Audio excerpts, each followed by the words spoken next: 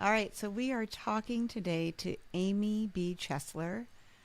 First of all, welcome, Amy, to the show. Thank you so much for having me. I'm honored to be here. Yeah, we were just talking about your name, and you like the B in your name because it's alphabetical, right? Yep, ABC. ABC. Yeah. Love that. Thank you. I'm LCR. I like that too. Yeah. Like I like it when people call me LCR, but ABC is pretty cool. And I used to be a teacher, so it's kind of perfect. Yeah, it just makes sense for me. My handles used to be ABC author. I don't know. I've always loved it. Anyway.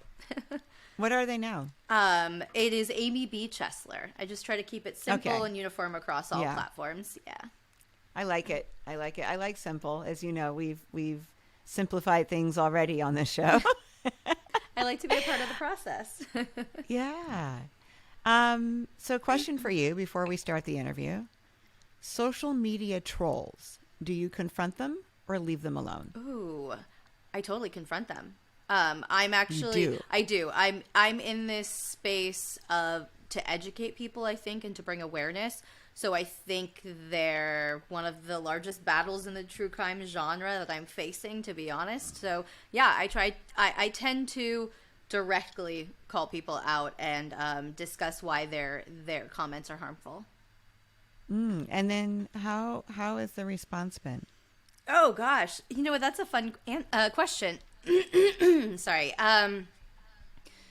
Everybody is different, so every response is different. But generally, I will either be met with immediate defensiveness, like, "Oh well, that's not what I meant," and of course, I try to break it down that they can't always. They have to think about not necessarily what they're meaning, but also how other people will take things sometimes. Yes. Or I face people just immediately deleting all their comments that they've made that I've called them out about. So that is generally the two things that happen. Yes. That's awesome. So you're like educating them about intent versus impact. Yes. Right. And also I didn't intend for it to be that, but the impact was. I think that's a nuance of all the conversations I'm trying to have. But there's just definitely direct stigmas I'm trying to break down before that. But yeah, intent as well. Yes, absolutely. Yes. In the true crime genre, especially. Yeah. And we're going to talk a lot about that. So I appreciate that answer. Thank you for that. I'm curious why that was the first question. I don't know if I'm allowed to. Well, no, you can totally ask. I just, I was just kind of looking at your stuff and I was like, that I get social media trolls. Do you? Who I entirely leave alone. Yeah, because I write a lot about race. And yes, a lot of my articles are about race and being an interracial couple and blended family and that kind of thing. And oddly enough, it garners hate from people. Well, that didn't even register for me, as you said before. I know, I'm familiar with your content and your mission and the things you speak to, but I didn't, in my mind, I'm like, why would you have, okay, well, of course, there's where there's hatred, it will breed, but yeah. Yeah. So Scotty has really kind of like run interference with the trolls for me. But I don't read them and I don't respond to them. No, we don't respond to them. Yeah. We read them. No. Well, I read them. And I think you do read them. I see the value in not, because at the same time it's also, sometimes it's breathing air, giving life to that mindset. However, I feel protective of the victim community at large, to be honest. And if I'm in that space to already be vocal, and I'm already sitting on Instagram anyway, I may as well just call them out so they don't go on to somebody else's who might be in a more vulnerable state or who might not have those words or those tools or the capacity to even retort. And I just, it's like the mother bear in me, I guess. Yeah. Uh-huh. No, and I totally respect that. We actually, Scott and I have a friend who traced one of her trolls to his home address and showed up there. And that's brazen. See, as a victim on the flip side, I would never, because I don't know what people are. You hear wow. But yes, I think there's you'll probably hear me say this many times in this conversation because I say it many times in every conversation. But everything is a spectrum. So I think I also kind of take comment for comment. at what they're worth. If someone seems, I have actually gotten a message directly saying, hey, I saw you on Evil Lives Here on IDTV. I am a Satanist. I think you and your kids deserve to die. So that, obviously, I deleted and I did not respond to, because that is not something Right. Yeah, I mean, and then you're not going to educate that person. Absolutely. And there's no, that was not a space I needed to enter, and I knew my energy where to spend it. But there are other places or other comments where I'm like, oh, no, other people deserve me speaking on that in this moment. Yeah. But I commend and respect every stance to a certain degree. I think you and I could do a whole episode on this. We're not going to, but it's such a good conversation. And there are so many different branches of it. And I think, so, and that's actually maybe one day. Yeah. And and really quick, that's actually what my podcast in essence is about. What Came Next is not only what comes next for the victims of relatively notorious crimes or crimes that people had to get media coverage, but that nuanced layer of how people receive us as victims, how it affects our healing, how the criminal justice system receiving us affects our healing, all of those layers. So I love that you asked, and we don't have to stay on it forever, but I appreciate you asking and wondering. Thank you. Of course. Thank you for all of that. For those of you who don't know, I'm Laura Cathcart Robbins. This is the only one in the room. But I'm never the only one in this room because, as usual, my boyfriend, producer, and co-host, Scott Slaughter, who I call Hun, is here as well. Yay! You guys are I didn't amazing. hear you, Hun. You're muted. Sorry, I have a little cough today, so I muted myself. But hi, honey. Hi, Hun. So, Amy, I'm going to talk about you for a second, okay? Amy B. Chesler is an author, award-winning blogger, and actress from Southern California. She discovered her passion for the literary and film worlds as early as she can remember. She's been voraciously reading, writing, and performing ever since. However, it wasn't until surviving domestic violence and being freed from an early life of abuse that she began to pursue her dreams professionally. Most recently, Amy celebrated the release of her true crime memoir, Working for Justice. It is the harrowing account of her mother's murder, as well as the detailed process of convicting her admittedly guilty killer. She is so very thankful for the immense support and great receipt of her debut full-length book. And so I just realized in this bio, I don't have your podcast, so we'll talk about those too. I'm sorry. But yeah, I mean, those are really important. They're new, right? Yes. Both the podcasts are new. What Came Next is the newest one. Is that right? So I only have one podcast, but it is a sister podcast to a major existing podcast that's been out since 2019. So she's 4 years in. We just launched What Came Next as its sister. And we're really excited at what's going to happen with both of them over the next however we can. Right. And that one just launched in March, right? Of 2023? 3/3/23. Yes. Yeah. We've been going for about 3 months. Yeah. And really exciting to already top charts and be places I never thought I would be, with just, we're releasing episode 18 tomorrow, I think. So yes, it feels really good. Thank you. It feels really good. Yeah. And we're making an impact. So that's like I mean, I could not ask to do better or more. I mean, not to toot my own horn, but I could not ask to do more with what happened and the tragedy that happened. And I've been gifted some really great amplification, and I really appreciate you doing that for me today too. Oh, well, it is our pleasure. We're really excited about having you on. We're talking to you. We're both in Southern California in the Los Angeles area. You grew up in Calabasas, and I almost said Calabasas. You wouldn't be the first. It's an inside joke. Oh, that's funny. But you grew up in Calabasas. Can you describe that for people who aren't familiar with it? Well, usually I generally have to say like one word, and that's Kardashian. And they literally made a clothing line of just the word Calabasas. It is kind of a larger than life, not reality kind of place. It is a home of McMansions, and I I grew up there in the late 80s, early 90s. It was definitely more affordable than it is now and didn't quite have the same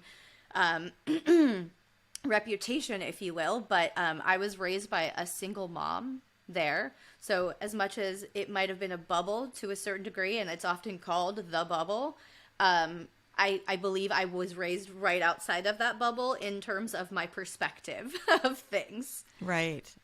Yeah, that's what I was going to ask you next. I was going to ask you how you were different from your peers. Like, what did that look like? Well, when I stumbled on your podcast, I'm sure every guest of yours feels the same way to a certain degree. But as different as our stories might be, your mission really hit home with me. And I really appreciate you creating this space for me to speak about how my experiences. I really do feel, especially at that time, like I was raised vastly differently than my peers. I, again, was raised by a single mom, and I was recently on Something Was Wrong, my best friend's podcast. My story was covered in season 7, and one of my best friends was actually a part of that season as well. And she shared her view of my upbringing, and something she said kind of never left me. She said I was the only kid raised in Calabasas at that time that she knew that had one parent. And so that was kind of like the major difference from the outside. Obviously, from the outside in, we looked different. I got picked on for being really short. I'm 4'9", but I also got picked on for having all my brother's old clothes. You know, I didn't have the cool garments. We didn't have the money to live there. We were kind of scraping by. Unfortunately, my mom was handicapped at one point, and I actually had to, do her checkbook. And so I know we were scraping by. I know we lost a home. There were financial difficulties that my peers did not ever face. And if they were, there was obviously at least a bit of a buoy for me to see. I mean, a bit of a facade people were living by up behind that we did not. And then as our story develops, we see that there was no facade surrounding my family. The police were called to our home so many times. We became rather infamous, not only being a single mother home or a single parent home in this small, tight, wealthy community, but we also were the glaring outsiders in the sense of domestic violence. Yeah. I mean, I understand, like, the way I grew up in Cambridge, Mass. was we always lived in lovely neighborhoods. And we had these 1-bedroom apartments, and I would get the bedroom, and my mom would sleep in the living room. Eventually, my stepfather would as well. I went to private schools, but on scholarship. They didn't say financial aid then.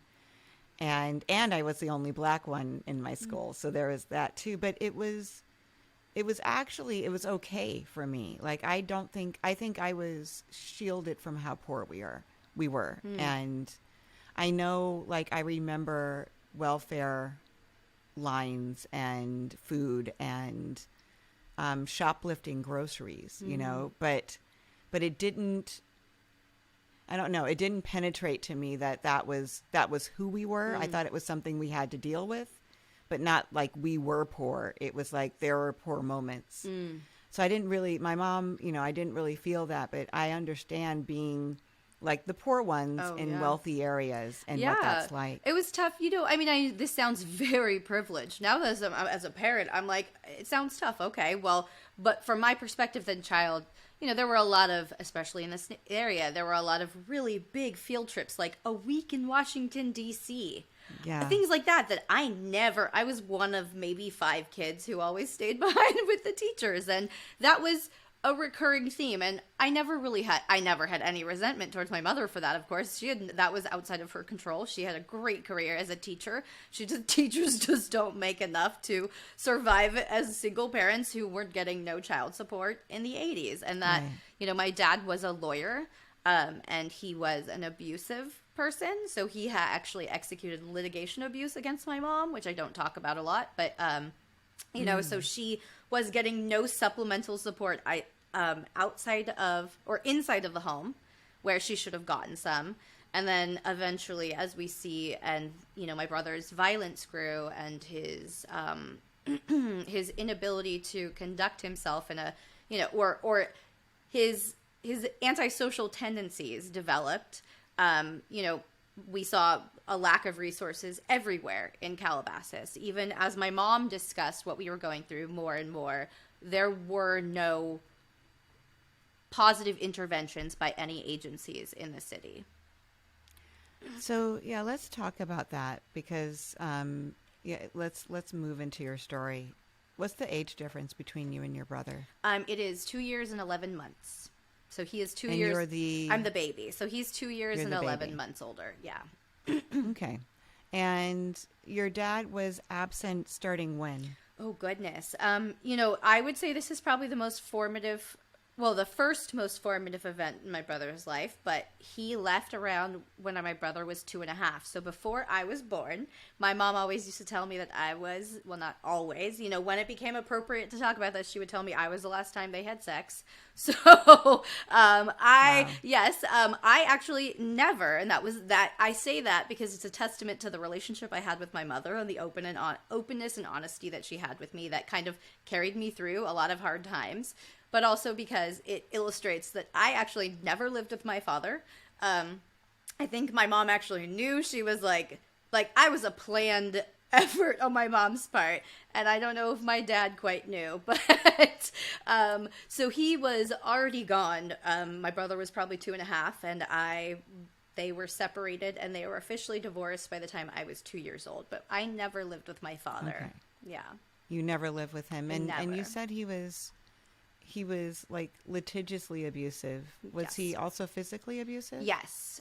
From what again, I didn't see it, but from what my mom Right. eventually reported to me as an adult, yes. And when my book came out eventually, my uncle even told me, you named something that I faced at the hands of your dad, sibling abuse. So his abusive behavior was confirmed and validated by other people.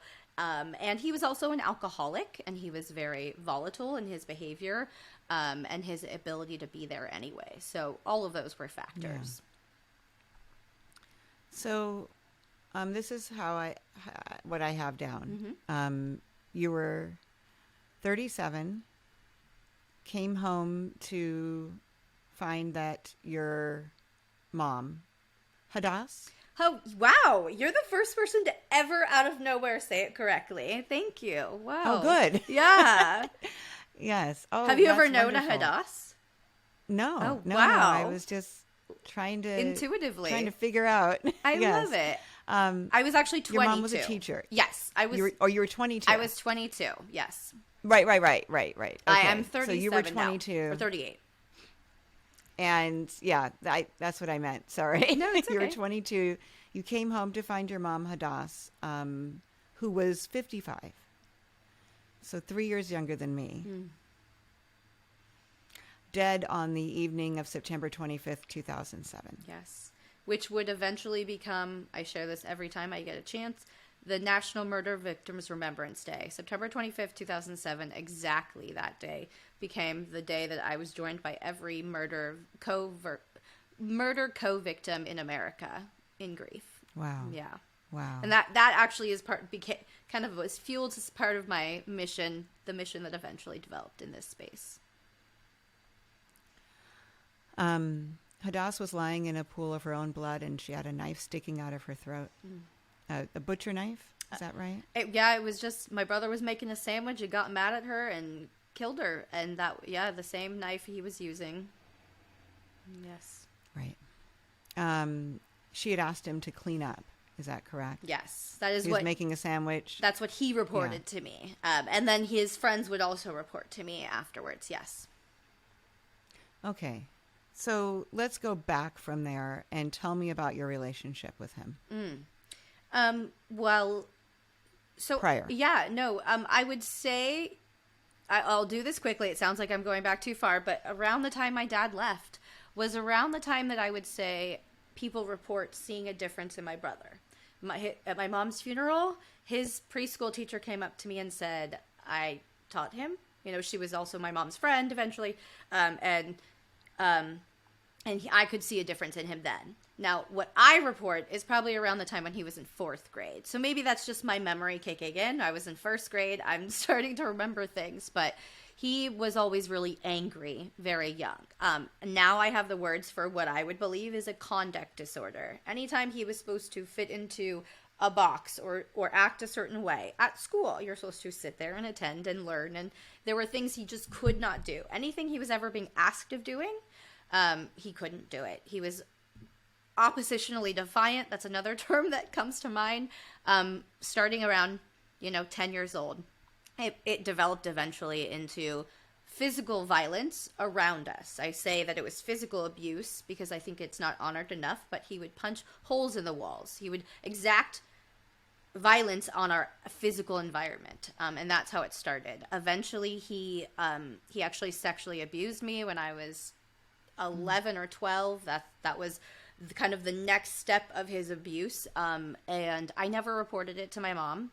I say in my book that I took it to her grave, but I'll never take it to my grave. I share this because a whopping statistic that I found in writing my book was that 50% of children in America face sibling abuse in some facet at some point, whether it's an isolated event or a continued abuse.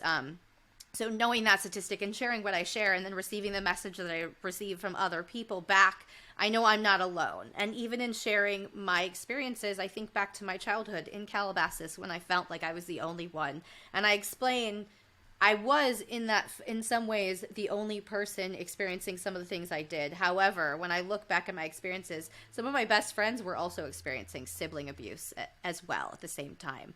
So it's really fascinating and heartbreaking to digest the whole breakdown of our abuse. But eventually, his abuse became very physically violent, and it was mostly aimed towards my mom.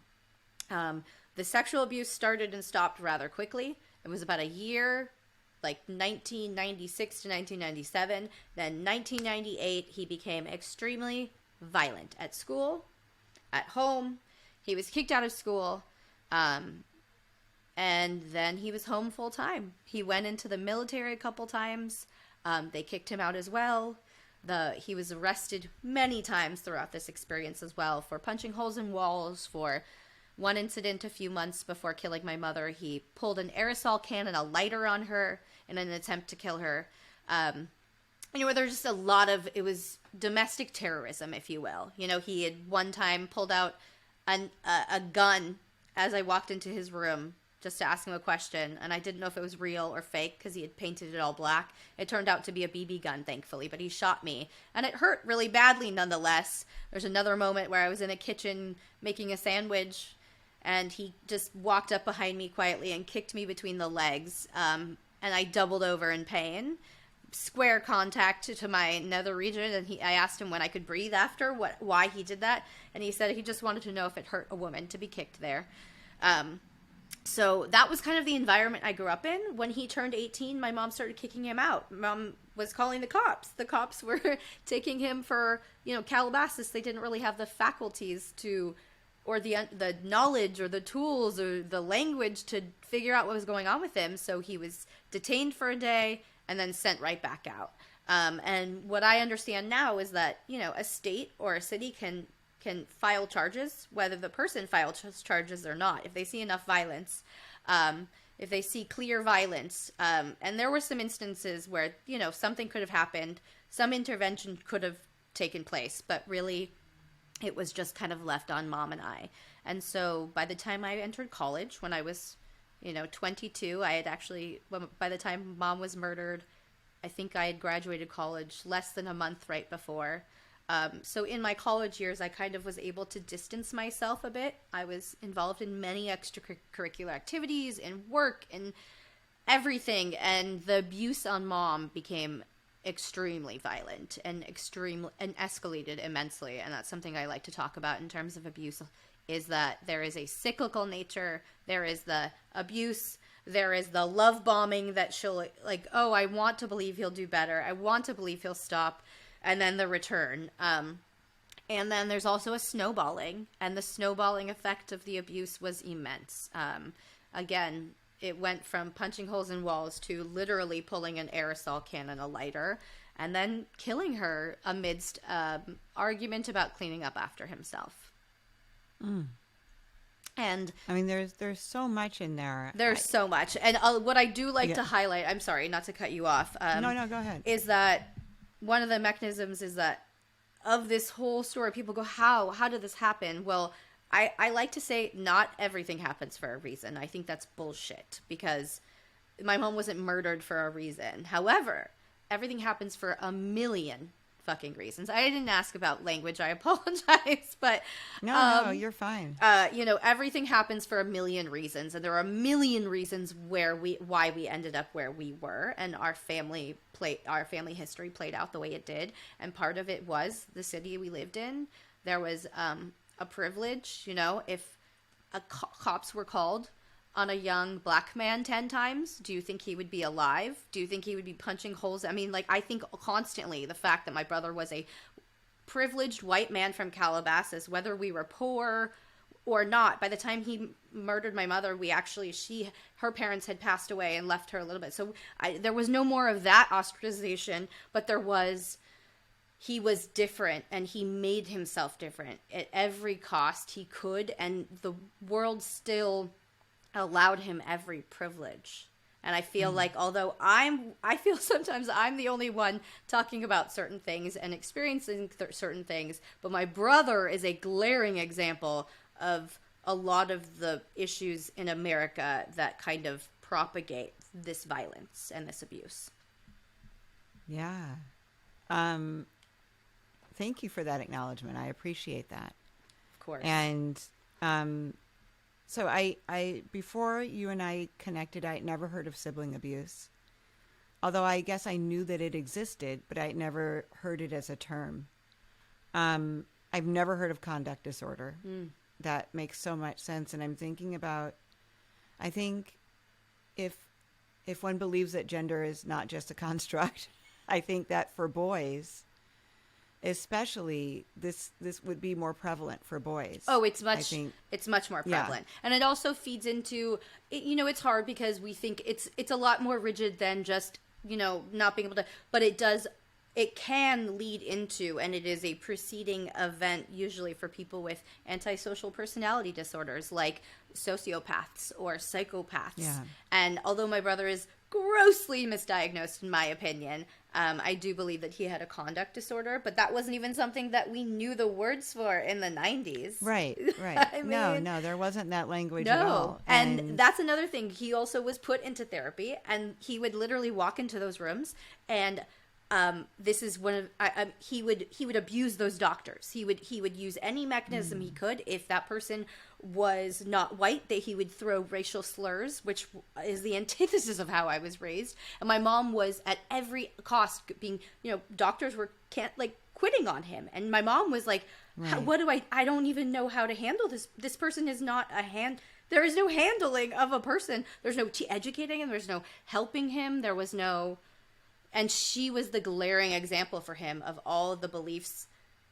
It was everything he couldn't be. She was an example of that, of the beliefs she had in him. She never stopped believing in him. Terrifying to be shot with a gun, and regardless of what kind of gun it was, and to not know. And I'm horrified that he kicked you that way to see how you react. I know that your dad left when he was 2.5, but did he ever intervene? Was he ever called in to say your son's out of control?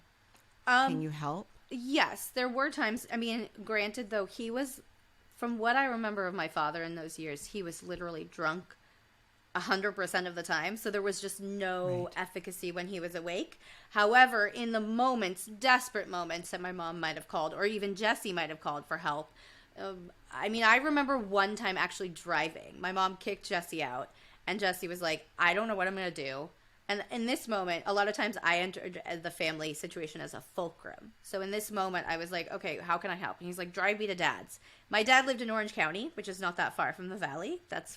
But his excuse was always traffic. Well, kind of. It can be. It can be. Yeah. But I would drove him. My dad was so drunk, he called the cops on us. He said, I don't know these people in my front yard. We're like, this is our father's home. I mean, this is he had no ability to be there. Wow. Yeah. Wow. Yeah. All right. So your brother called you after he killed your mom. Is that right? Yes. No. He called. So he called me twice before he killed my mother. Then after he did not call me, I called him because I had promised him. Yeah, there was a weird unfolding where I could tell both of them were calling me that evening, and I could tell there was a bit of an escalation in behavior or intention. However, I was at work. It was a weird work night where I had work, a date, and then work again because I was maximizing my time at 22. So in that night, I had gotten some really tense phone calls, and Jesse had asked me, want to come home and watch Quantum Leap with me? And I was like, no, working until 10, maybe after. And at that point, I called him, and he told me not to go home. Was this on your radar at all? Were you thinking one day he's going to take it too far and kill one of us? No. And I know that sounds crazy because I mean, I was a child. It doesn't sound that crazy because I was a child. But now looking back and as an adult and seeing all the red flags, I sympathize with myself and with everybody in the same situation because we're always thinking the person that we've loved at some point or been connected to in some way at some point could never hurt us like that. However, most murders and most violence is executed in private homes and by people we know. So. Wow. So you get this, you get off the phone. He tells you don't come home because what? He didn't tell me the first time, and I was like, oh, that's weird. So I called my mom, and she did not pick up, which was very weird because my mom was never not home at night. She didn't really have a life outside of me and my brother and work. And it was a school night, I think. School night. And she didn't pick up, so I called him back, and I said, why should I not go home? Like, what's going on? And he was like, don't go home. I killed Mom. And I was like, you fucking liar. There's no way. And he was like, no. Don't. And then he hung up. And I obviously called my mom back again. There was no answer again. And at that point, I called him, and he had turned off his phone. And I thought, okay, I have a decision to make. This could be a terrible joke, which he had played not quite elaborate jokes like this before, but he had said, oh, I just want to, oh my God, I fucking hate Mom. Let me kill her and run to Mexico. Things like that, where I would be like, you're crazy. Not like, I didn't even say no because I didn't even think it was like a real thing, right? So nothing as hard said as what he was saying in that moment. And I thought to myself, I could either call 911 and this could be a total joke and I would be paid a fine. I don't even know what the ramifications of a false whatever. It would be explained away. Or I could call 911 and this could be real and they could help Mom. Maybe she's alive. I don't know.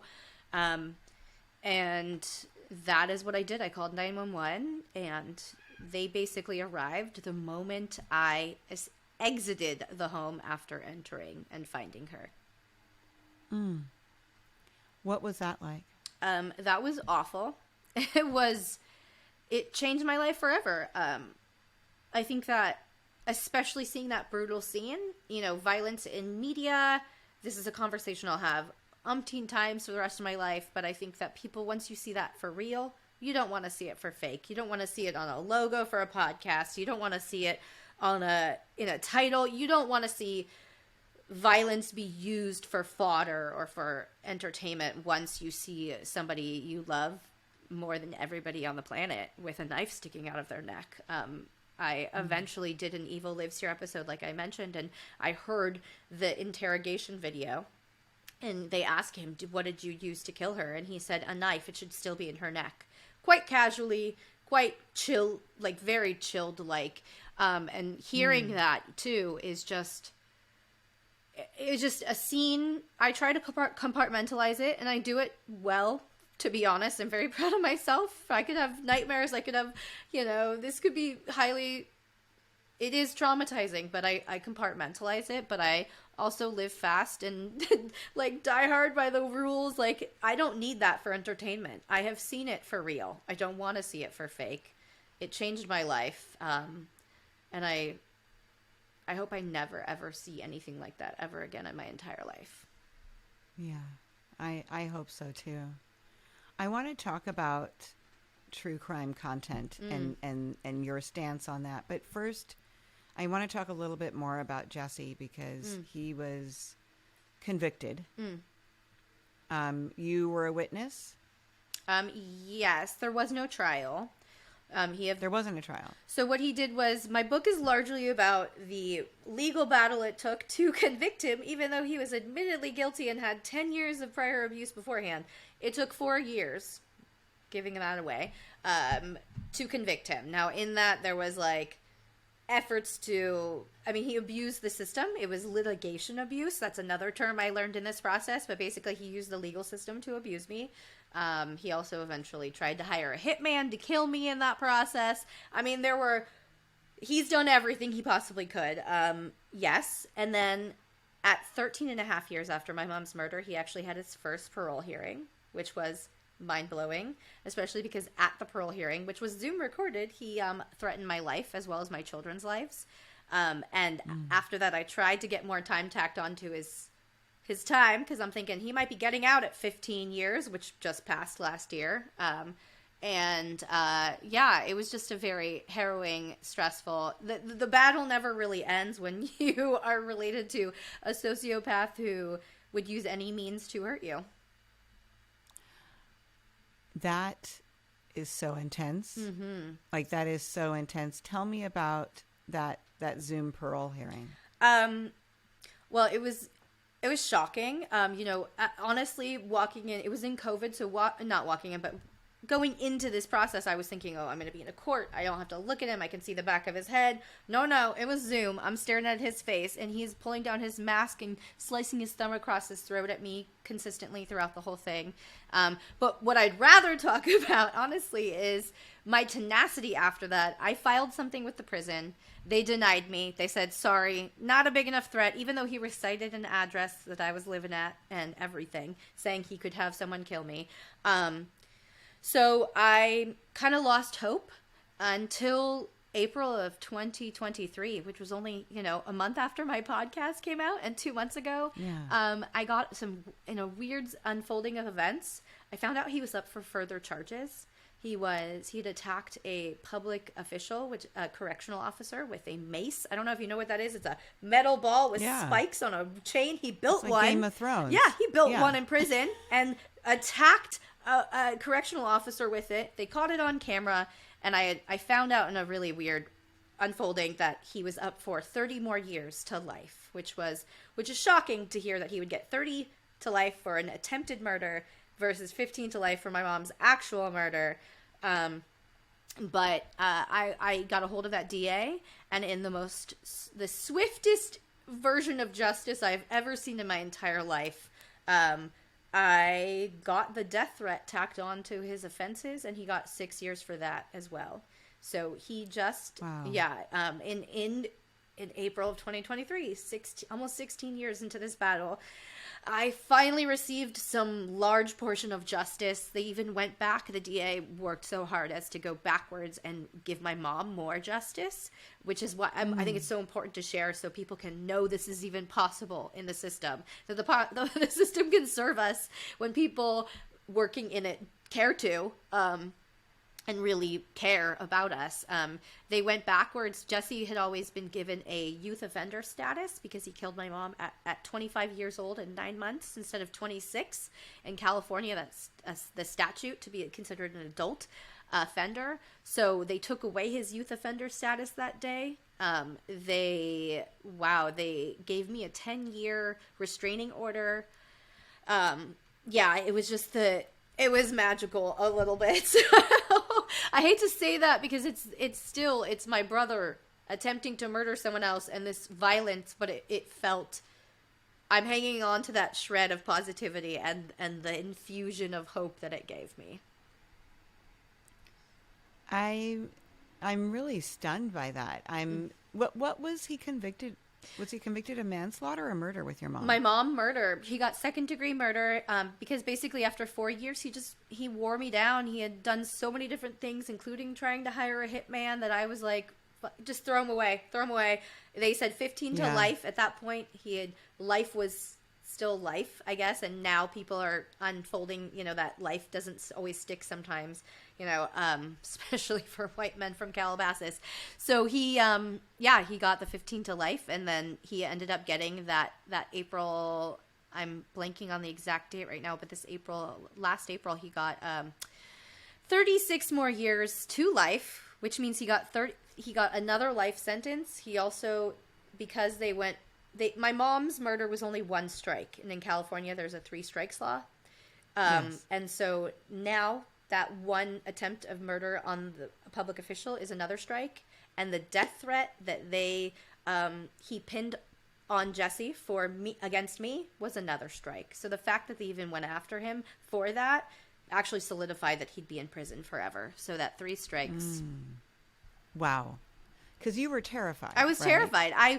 You know, of course, he can always try to hire a hitman again like he did before, but that was never like my forefront fear. My biggest fear was he would be getting out, and all that animosity. I mean, to me, if he got out of 15 years, that was almost like a slap on the wrist. It was like, you could do it again and end up there again.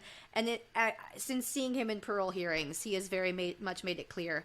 He knows he's a lifer. He knows he's not fit to be out here, and he's meant to be in prison. He is not rehabilitating. He has no hope. He's not making an effort. So it is for the best for all of us. Peace of mind for me. A place for him. I'm actually almost surprised that there was just one additional offense while he was there. Oh no, there were many more. Propensity for violence. Oh, that's something I like to be clear. There were hundreds, but they were all against inmates. This was the first one against an officer. A peace officer. Yes. Okay. Yes. Yeah. And they explained to me was those hundreds. I mean, literally, they showed me hundreds against inmates would only get him like an extra 10 days in solitary or 30 days onto his time. Right. It was not an actual offense or charge. Got it. That's interesting too. Yep. That the other inmates' lives were not worth charges. Yep. And I could have had peace of mind a long time ago before if they had actually counted as their lives as meaningful and meaningful threats or attempted murders, because I know others were attempted murders as well. So yeah, just baffling. It's baffling, and also that's really surprising. Yeah. So, I have a memoir out called Stash My Life in Hiding. I wrote the book that I needed while I was getting sober in 2008 and getting divorced. Tell me about listening to true crime podcasts and content while you were trying to heal from this. Well, I didn't actually. So before my mom's murder, I would have said I am a fan of true crime, the true crime genre. My mom, only books she ever read were true crime. I can remember all the books in her shelf, and it was just I don't know if she was drawn to it because of her past. I know she had lost a friend to murder, and there were other things in her life that had drawn her to it. But after Mom's murder, I could not consume true crime. I did not for a very long time.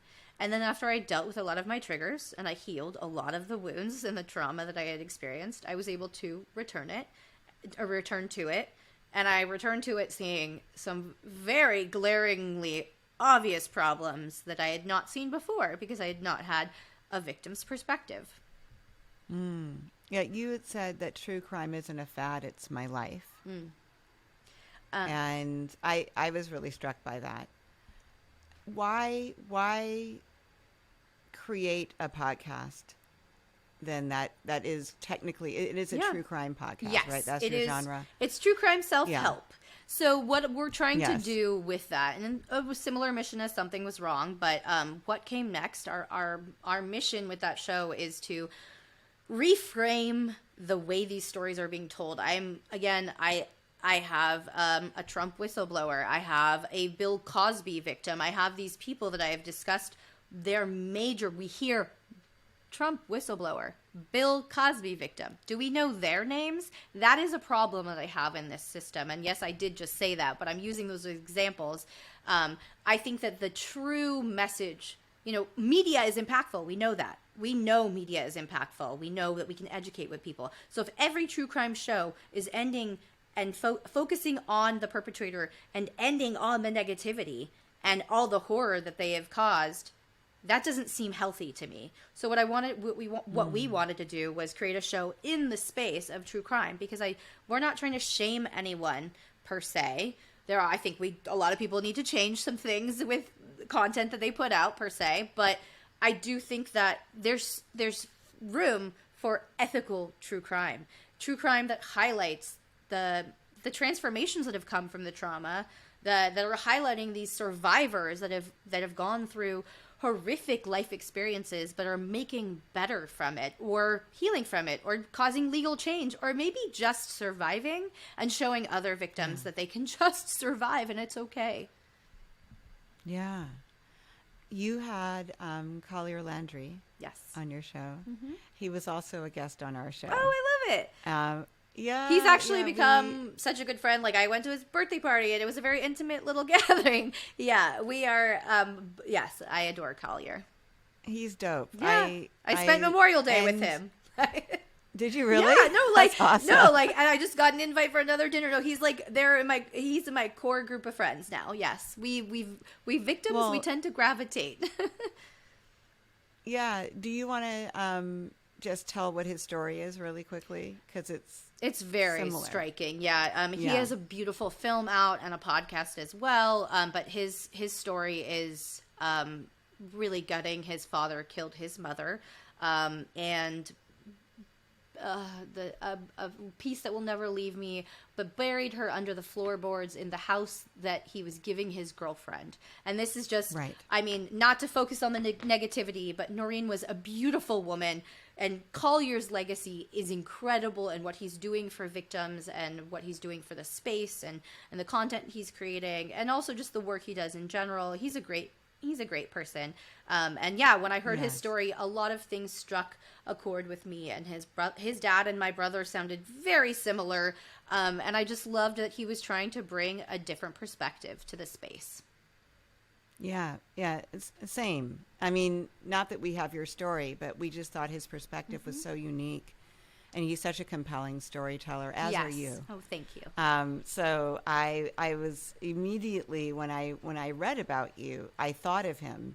And then I went through your episodes and saw that you had him on the show. So I was like, of course, buddy. Amy B. Chesler had on. Yeah, he's my buddy now. Yeah. Tell us, Amy, is there anything you want to leave us with before we go? Goodness. Well, the reason why I share everything is so, number one, my mom's death is not in vain, but also so I offer support and solace to the other victims that are out there, whether they share or not. I don't think everybody has to enter this space or enter this role to have efficacy in their healing or in their journey. I think that it's just important to honor your journey. I think that there's something said to acknowledging victimhood, but then transforming that into survivorhood or survivorship. And I think that I just want everybody to know that they are not alone. It's why I do what I do, not only to revive my mom and to honor her, but also just to honor the 50% of children that face sibling abuse, people that face any type of abuse, that they know that they aren't alone, that there are resources out there. And I'm with them. Yeah. That's beautiful. Thank you so much. Of course. Thank you. Thank you for just your openness. I'm excited for people to find your podcast, What Came Next, and listen to stories that come from this perspective, and not just be interested in true crime on a tabloid level. Yes, and we discussed that. You're really humanizing it. Yes, and we discussed and honor all portions of their journey that might be, we obviously can't talk about true crime without the crime conversation, but we are making it a true crime self-help podcast, and I really do. I appreciate the support and the chance to chat about all facets of my journey, including the podcast. Yeah, thanks, Amy. Thank you. Hi, I'm Amy B. Chesler, and I'm the only one whose brother murdered her mother.